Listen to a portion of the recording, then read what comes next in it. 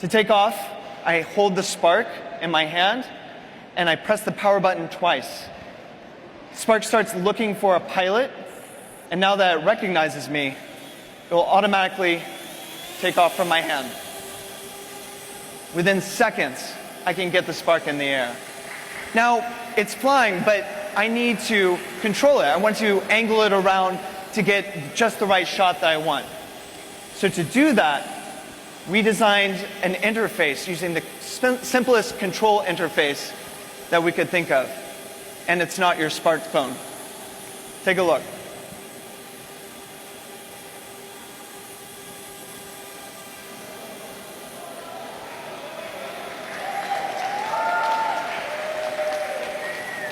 Just using my palm, I can move Spark left, I can move it right, I can use it up and down, I can push it away from me, and I can pull it towards me.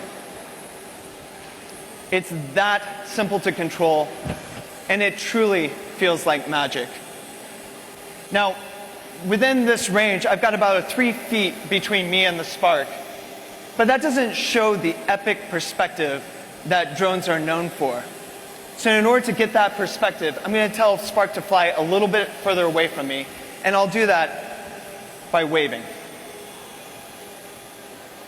Just like that, Spark flies about 10 feet away from me and keeps me centered in the middle of the shot. It's fantastic. So I still want to be able to control my shot. This is maybe not the best background. I want to get those chandeliers captured behind me. So I'm just going to move.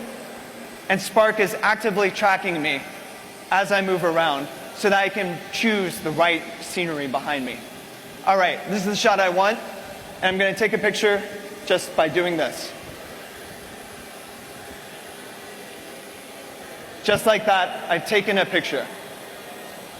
From takeoff to taking a picture, it's seconds. Now, I can still bring it back and land just by waving. This is using gesture control from start to finish to control the Spark's flight.